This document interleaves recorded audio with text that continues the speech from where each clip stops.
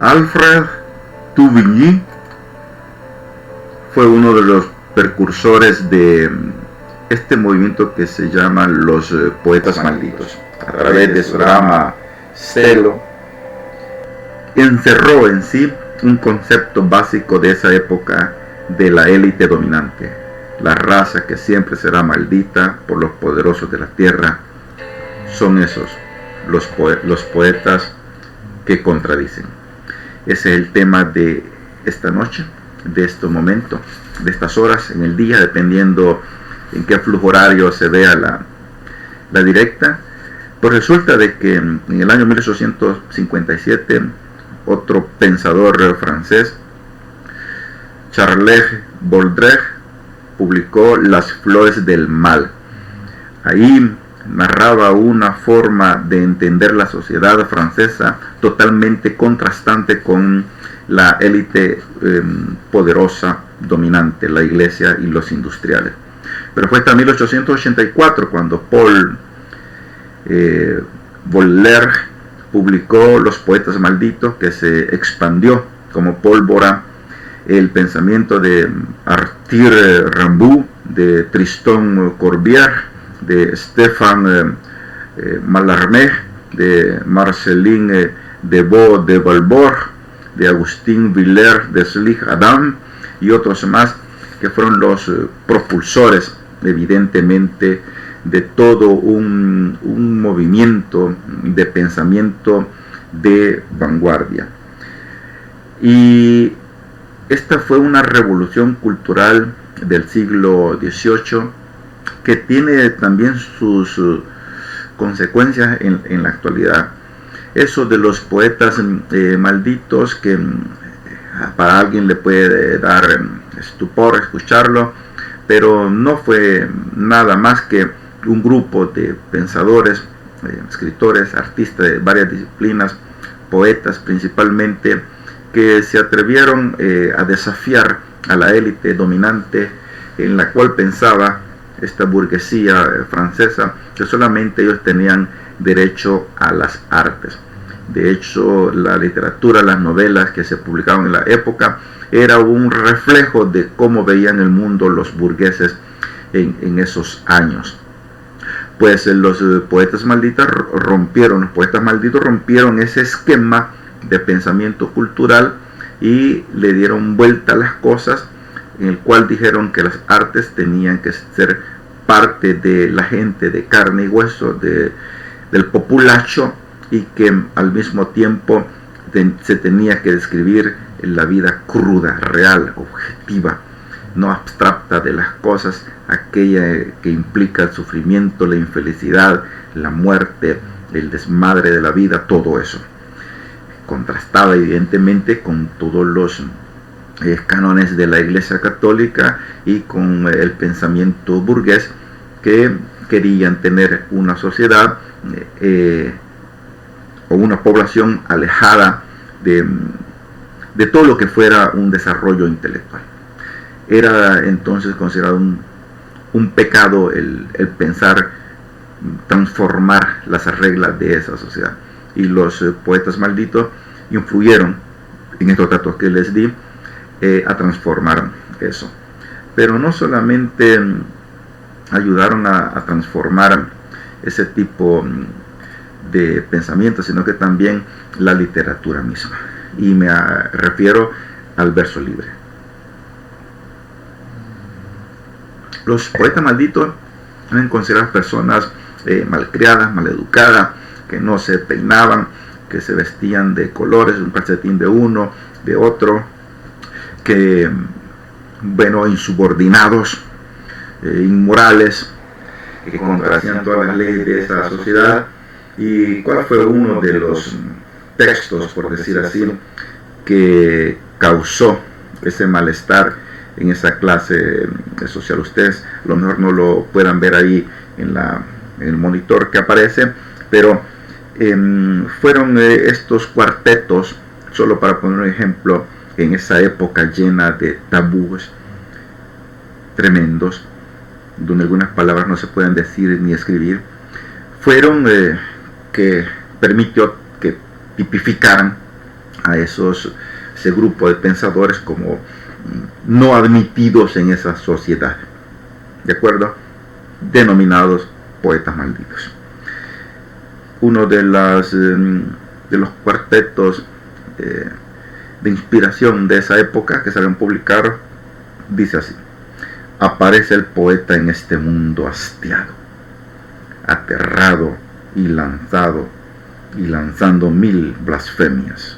Su madre alza su puño a Dios, el cual de ella se apiada. Ah, que no haya perdido y que no haya parido un nido de reptiles. Esta es una de las cosas que chocaban en esa época y que se ganó el repudio de la élite dominante burguesa de la época. Pero hay uno de los poemas que quiero leerles de esa época, que es justamente de Paul, el que publicó el libro, ¿no? Paul Bourlaire, que se llama A ella. Y aquí, en la cuestión del verso libre, que ellos lo impulsaban, desde luego ya existía el cuarteto, quinteto, terceto, el soneto. Ellos partían del hecho de que el poema no necesariamente tenía que estar regido por la cadencia, ritmo, verso, contar las sílabas y aplicar esa métrica, sino que fueran líneas libres de inspiración y que podrían ubicarse en bloques como el poeta quisiera. La clave iba a consistir en la musicalización, en la puntualización, en los silencios, en las pausas. Es por eso que los poemas hay que saberlos interpretar. Cuando me toca aprenderme algunos poemas de otras personas, intento conocer primero quiénes eran, su biografía, penetrar en ellos, en su subconsciente, en su personalidad, saber el contexto en el cual se desarrollaron, y cada poema, que es un trozo de vida, también entenderlo, comprenderlo, asimilarlo, sentir lo mío. De esa forma es que se pueden leer mejor los poemas, se pueden vivir. Por eso hay que ponerle mucha atención a la puntuación, a las pausas, a los silencios, a los suspiros, porque ese es el verso libre. Es decir, es dejar ahí plasmado la inspiración en crudo, y que luego cada persona pueda tener un concepto acerca de eso, una idea. Veamos cómo está la cosa. A ella se llama esta prosa, verso libre, de esos poetas del siglo XVIII. En el invierno viajaremos en un vagón de tren con asientos azules. Seremos felices. Habrá un nido de besos ocultos en los rincones. Cerrarán sus ojos para no ver los gestos de las últimas sombras, esos monstruos huidizos, multitudes oscuras de demonios y lobos. Y luego en tu mejilla sentirás un rasguño. Un beso muy pequeño como una araña suave correrá tu cuello. Y me dirás, búscala, reclinando tu cara, y tendrás mucho en hallar en esa araña. Por demás, una araña indiscreta. Estos eran uno de los poemas prohibidos de esa época, en verso libre. Todos los escritores clásicos quedaron anonadados, perplejos, sin entender qué es lo que estaba pasando y por qué existía por qué rompían esa cadena de la forma de escribir los poemas. Nació de una forma culturalmente violenta, podemos decir, en los versos libres, que hoy es la cosa más común. Los que estudiamos la literatura universal, los que estamos aprendiendo la poesía, tenemos que estudiar rigurosamente y tocar fondo en estos argumentos, en estos temas, porque es algo que tiene que ver con nosotros, con nuestra vida misma. Y los poetas malditos están relacionados con la bohemia.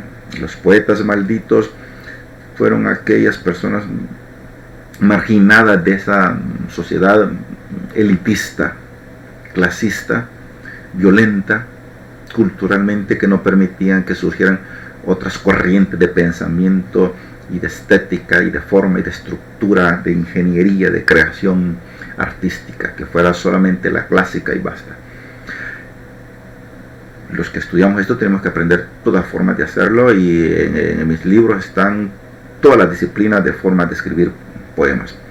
Pero es importante también descubrir la fuerza de construcción de pensamiento y de sociedad que ha tenido la literatura.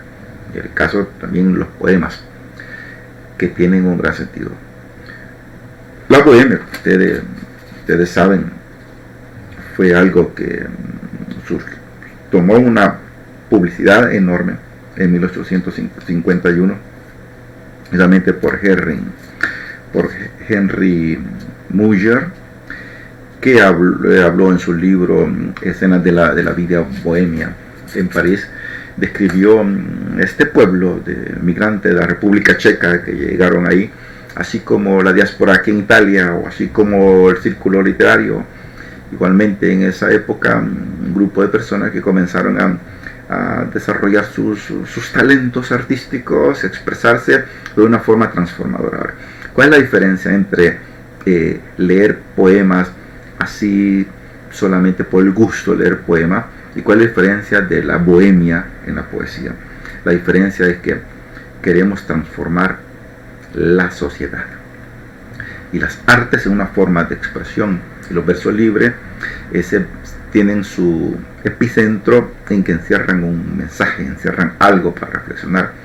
Así como el soneto en su momento fue una forma de rebeldía a la sociedad, luego también surgió la prosa como una forma de superación de esa sociedad elitista que marginaba a la gente.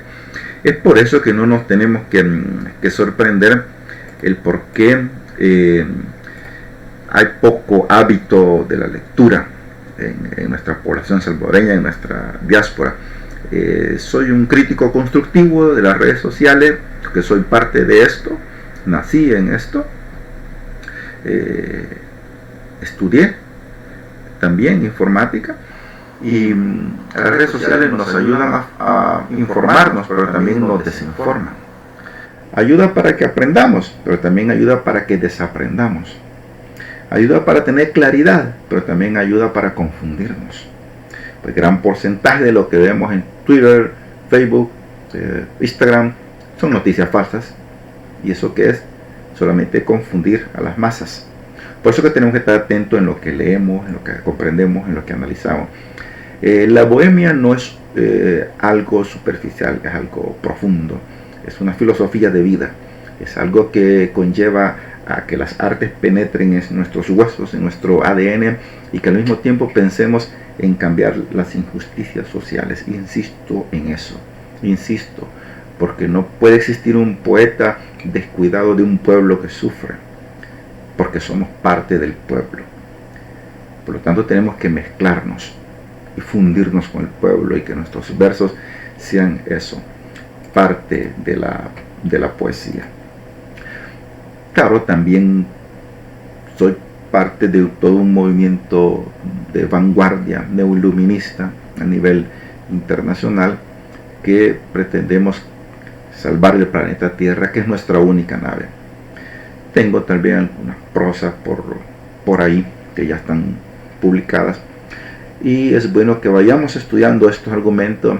Sé que no son argumentos de propaganda y que a la gente la va a volver loca, que la fascina, pero son argumentos que pueden ayudarnos a motivarnos, incentivar.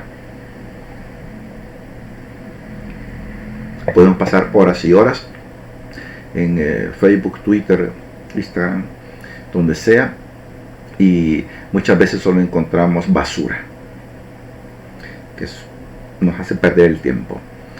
Pero ¿qué es lo que nos ayuda a encontrarnos a nosotros mismos, a conocernos a nosotros mismos, a crecer como seres humanos, como seres pensantes, a dejar de ser borregos, a dejar de ser fanáticos, a descubrir quiénes son los demagogos. Ese es el mundo en el cual tenemos que meternos. A la gente que le gusta reflexionar, pensar, debatir, cuestionar, ver las cosas positivas, pero también ver las cosas que se tienen que cambiar. Aquí dejo entonces una de las cosillas que he escrito por ahí en los momentos de, más o menos en los momentos de lucidez, podemos llamarlo así. Primavera en verano.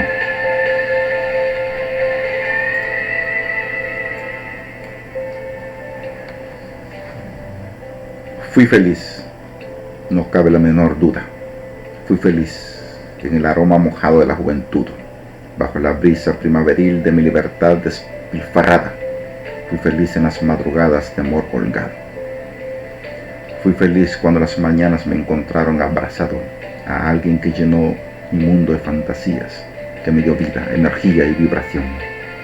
Primavera de felicidad en el verano fértil, en las tardes de sol fulminante, de paseos silenciosos y suaves caricias. Fui feliz en los rayos tiernos del sol muriendo, en los ocasos nuestros y en las noches mías, en las sonrisas tuyas que iluminaban todo. Fuiste feliz en los pequeños momentos de plena libertad, en las noches calladas de miradas traviesas, de besos apasionados y apasionantes, labios tan exquisitos que al recordar incitan a la subversión más expandida. Fui feliz con una cerveza y una tarde. Fui feliz en la sencillez de mi pelo malcriado, en la palidez de mi mirada y en la placidez de tus encantos. Fui feliz en todo eso y en mucho más.